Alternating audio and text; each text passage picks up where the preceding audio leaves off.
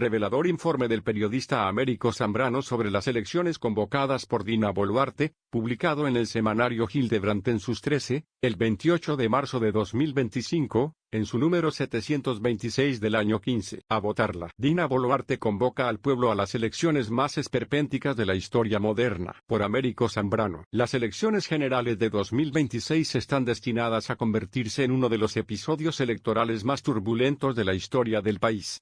Con 41 partidos políticos inscritos hasta el momento, un número sin precedentes que coloca a Perú entre los países más fragmentados de Latinoamérica, el escenario electoral se torna extraordinariamente complejo. Este aluvión de opciones se traducirá en al menos 9.000 candidatos en campaña, una cifra que pondrá a prueba la capacidad de discernimiento del electorado. Además de votar por un nuevo presidente para un mandato de 5 años, los peruanos se enfrentan a la compleja tarea de elegir 60 senadores y 130 diputados en un Congreso que regresa a su formato bicameral después de más de 3 décadas. Este cambio se ha concretado a través de una reforma impulsada por el actual Parlamento, a pesar de que el 90.5% de la población había expresado su oposición en un referéndum en 2018. En este contexto, las elecciones no solo se convertirán en un testimonio de la fragmentación política sino también en un desafío enorme para la democracia, según 3 expertos consultados por este semanario. Estamos delante de la que será la peor campaña electoral de la historia, señala sin titubear el sociólogo, analista político y exjefe de la Oficina Nacional de Procesos Electorales, OMPE, Fernando Tuesta Soldevilla. Hablamos de una situación caótica a la que el Congreso ha abonado haciendo cosas tan poco eficientes como obligar a que el proceso se realice con una sola cédula de votación, añade la politóloga Paula Tábara. El problema no es el número de partidos sino que hoy todos son débiles. Son vehículos electorales sin capacidad para coordinar ni agregar, señala por su parte la socióloga Noelia Chávez. Precisamente en medio de este panorama incierto la presidenta Dina Boluarte anunció esta semana la convocatoria a las elecciones de 2026, dando inicio formal a un proceso electoral que, previsiblemente, estará marcado por el desorden y la polarización. Boluarte tenía hasta el 12 de abril para convocar a los comicios generales, pero optó por adelantar la fecha 2 semanas antes, en un intento por mitigar las crecientes tensiones originadas por una crisis de inseguridad que su administración ha sido incapaz de manejar. El mensaje a la nación de Boluarte llega apenas 3 días después de la censura al exministro del Interior, Juan José Santibáñez, y en un momento en que su continuidad en el cargo se ve amenazada por un nuevo pedido de vacancia presidencial promovido por la congresista Susel Paredes. Además, la presidenta enfrenta a una creciente presión legal con 7 investigaciones fiscales en curso por presuntos delitos cometidos durante su mandato. Fuentes del gabinete califican de falsas las afirmaciones de que líderes políticos como Keiko Fujimori y César Acuña ejercieron presión sobre la presidenta para adelantar la convocatoria a las elecciones. En realidad, según estas fuentes, Fujimori, Acuña y el alcalde de Lima, Rafael López Aliaga, presidente del partido de ultraderecha Renovación Popular, preferían que el anuncio se realizara en la fecha originalmente prevista del 12 de abril. En octubre del año pasado Keiko Fujimori afirmó que aún no había tomado una decisión sobre su posible candidatura, que podría ser la 4ª consecutiva, para las elecciones presidenciales de 2026. Sin embargo, ya ha iniciado actividades de campaña en Cajamarca, donde incluso lució el traje típico de la mujer campesina, y el tradicional sombrero chotano confeccionado con paja de palma. Del mismo modo, César Acuña, líder de Alianza para el Progreso, APP, tampoco ha descartado la posibilidad de postularse nuevamente a la presidencia. Durante la reciente inauguración nuevo local de su partido en Trujillo, Acuña afirmó que su futuro político está en manos de Dios. Yo no lo busco.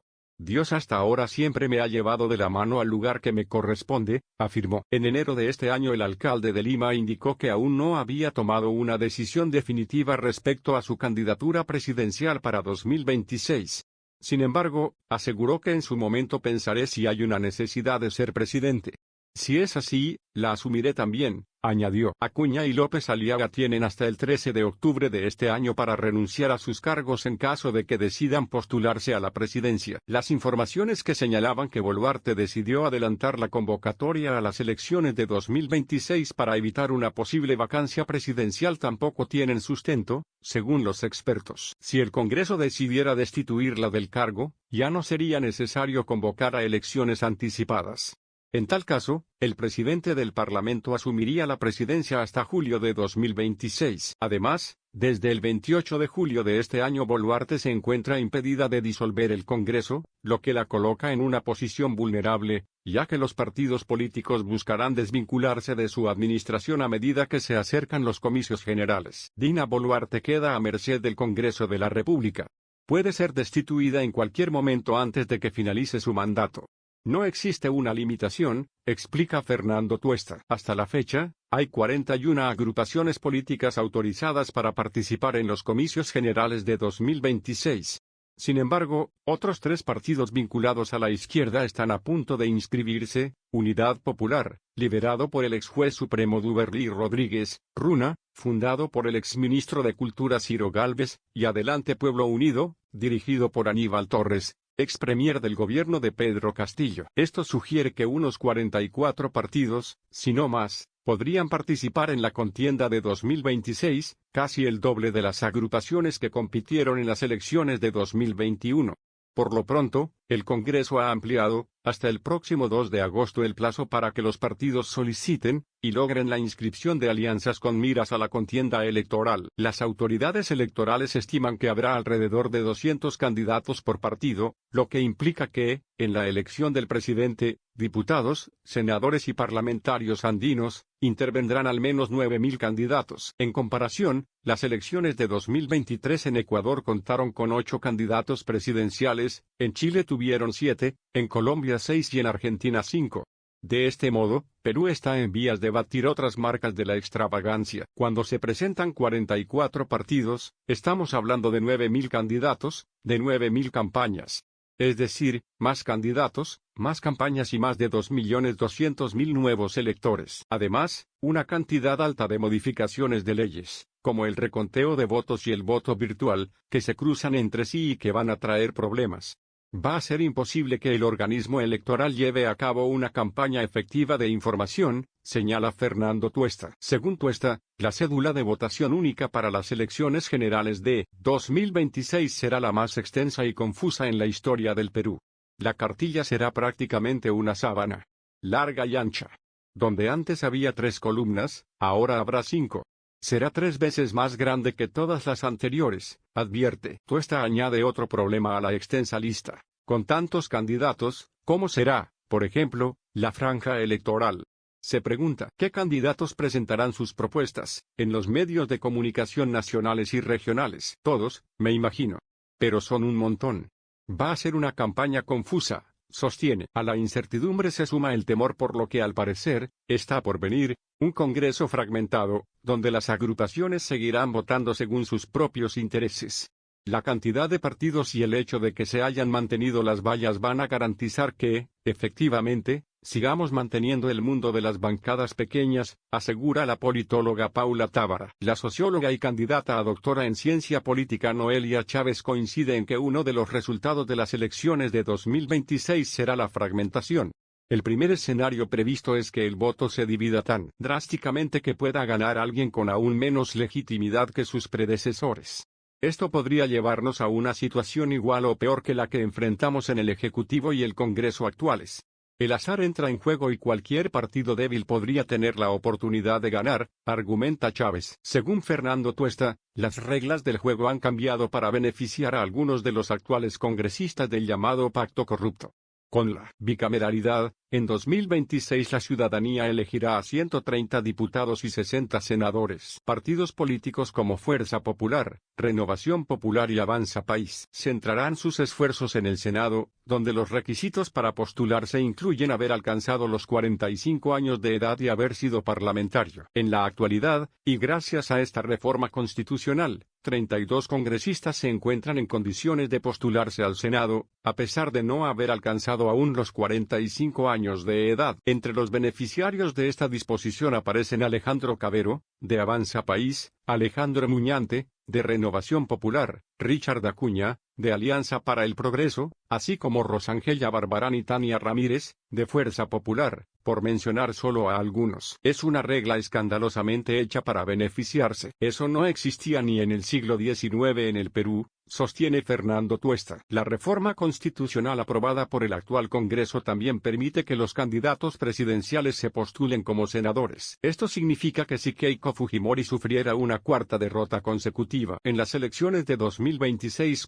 podría acceder al Senado, donde disfrutaría de inmunidad parlamentaria. César Acuña y Rafael López Aliaga, quienes enfrentan investigaciones abiertas en la Fiscalía, tendrían la misma oportunidad. Más que una lucha por el poder, las elecciones generales de 2026 podrían, al menos para algunos partidos políticos comprometidos en serias investigaciones, asemejarse a una apuesta por la impunidad. En 2021 la Fiscalía acusó a Keiko Fujimori de los delitos de lavado de activos, organización criminal y obstrucción a la justicia por captar fondos de empresas, incluyendo la brasileña Odebrecht, para sus campañas presidenciales de 2011 y 2016, ocultando estos ingresos con falsos registros de aportes en cócteles y rifas.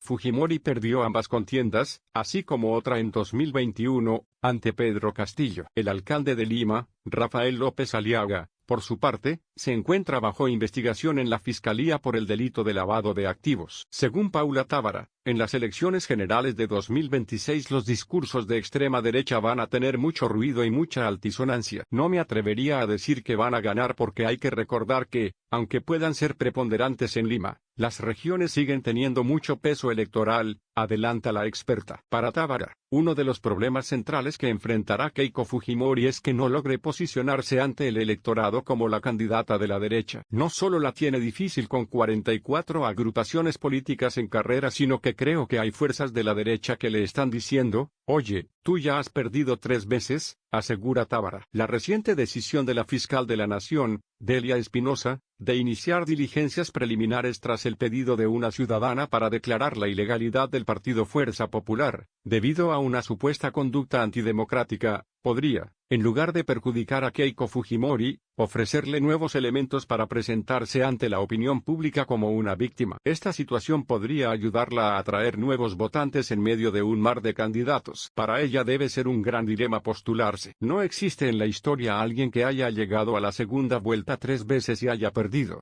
Sin embargo, el fujimorismo no ha tenido éxito sin un Fujimori como candidato.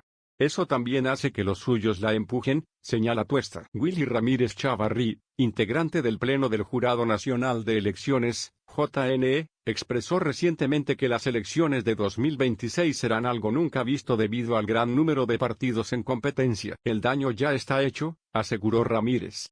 Si uno no sabe ganar o no sabe perder, es mejor que no compita, manifestó.